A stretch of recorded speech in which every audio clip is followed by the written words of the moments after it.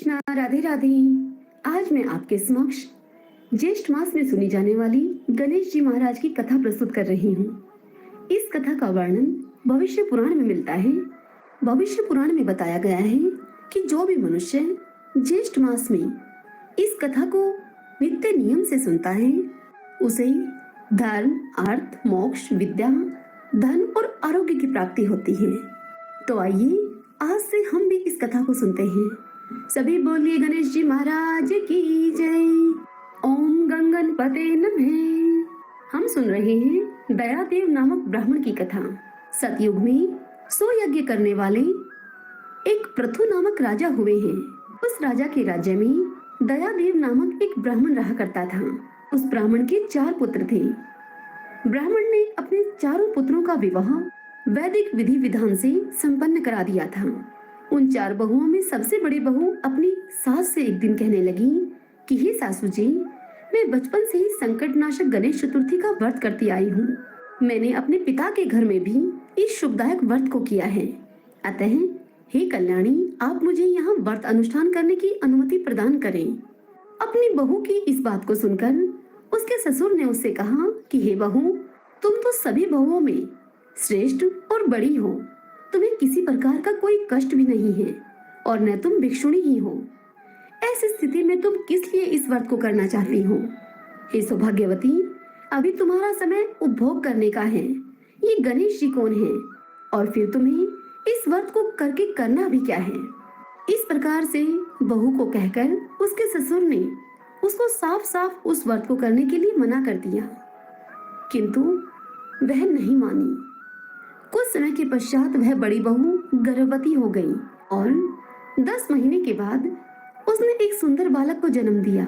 उसकी सास उसे बराबर इस व्रत को करने के लिए मना करने लगी और व्रत छोड़ने के लिए उसे मजबूर करने लगी।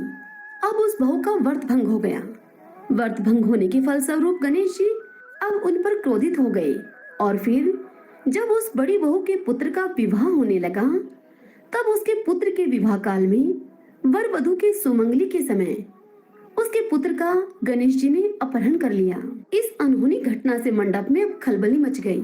सभी लोग व्याकुल होकर कहने लगे कि लड़का कहाँ गया, किसने उसका अपहरण कर लिया। बारातियों के द्वारा ऐसा समाचार पाकर उसकी माता अपने ससुर यानी कि दयादेव ब्राह्मण के पास जाकर रो रो कर उससे कहने लगी कि हे ससुर जी, आपने मेरे गणेश चतुर्थी व्रत को छुड़वा दिया है, जिसके परिणाम स्वरूप ही मेरा पुत्र गायब हो गया है। अब अपनी पुत्र वधु के मुख से ऐसी बात को सुनकर ब्राह्मण दयादेव बड़े ही दुखी हुए, साथ ही पुत्र वधु भी दुखी हुई। अपने स्वामी के लिए दुखित पुत्र वधु प्रतिमाह संकटनाशक गणेश चतुर्थी का उपवास करने लगी। अब एक बार एक वेदों का जानने वाला दुर्बल ब्राह्मण भीख मांगने के लिए इस मृदु भाषणी के घर आया। उसने कहा कि हे पुत्री, मुझे भिक्षा में इतना भोजन दो जिससे कि मेरी भूख मिट जाए। उस धर्माचरण कन्या ने ब्राह्मण का विधि पूर्वक आदर सत्कार किया और उसको पेट भर के भोजन कराने के पश्चात उसको वस्त्र आदि भी दिए। कन्या के सेवा भाव से प्रसन्न होकर ब्राह्मण ने उससे कहा कि हे कल्याणी, हम तुम पर अति प्रसन्न हैं। तुम अपनी इच्छा अनुसार मुझसे वरदान मांग लो। मैं वेशधारी ब्राह्मण गणेश जी हूँ और तुम्हारी श्रद्धा एवं प्रीति के फलस्वरूप ही यहाँ पर आया हूँ। ब्राह्मण की इस बात को सुनकर कन्या हाथ जोड़कर उनसे कहने लगी कि हे विघ्न विनायक, यदि आप मुझ पर प्रसन्न हैं तो मुझे मेरे स्वामी के दर्शन करा दीजिए। कन्या के ऐसे कहने पर गणेश जी ने उससे कहा कि हे उत्तम विचार वाली कन्या, जैसा तुम चाहती हो वैसा ही होगा। तुम्हारा स्वामी जल्द ही तुम्हें मिल जाएगा। और इस प्रकार कहकर गणेश जी अदृश्य हो गए। उसी समय की बात है कि सोम शर्मा नाम का एक ब्राह्मण एक वन में से उस बालक को शहर में ले आए। अपने पुत्र को देखकर दयादेव ब्राह्मण बड़ा ही प्रसन्न हुआ।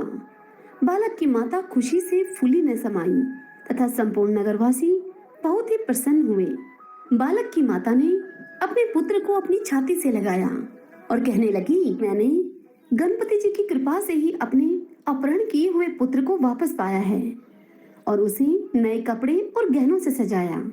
दयादेव तो बार बार नतमस्तक होकर कहने लगे कि हे द्विश्रेष्ठ, आपकी कृपावश ही मैंने अपने खोए हुए पुत्र को प्राप्त किया है। तदंतर उन्होंने सोम शर्मा को स्वादिष्ट भोजन कराकर धोती दुपट्टे आदि से सुशोभित करके उन्हें गौदान दिया और पुनः मंडप बनाकर विधि पूर्वक विवाह का कार्य पूर्ण किया।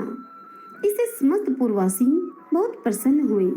वह भाग्यशालिनी कन्या अपने स्वामी को पाकर धन्य हो गई। ज्येष्ठ मास की यह कथा सभी मनोरथों को पूर्ण करती है। यह भगवान गणेश जी के व्रत का महात्म्य है। सभी बोलिए गणेश जी महाराज की जय। ओम गंगणपते नमः। यदि आपको यह कथा पसंद आई हो तो इस वीडियो को लाइक करें, अपने अपनों के साथ इस कथा को शेयर करें और कमेंट बॉक्स में गणेश जी महाराज की जय लिखिए।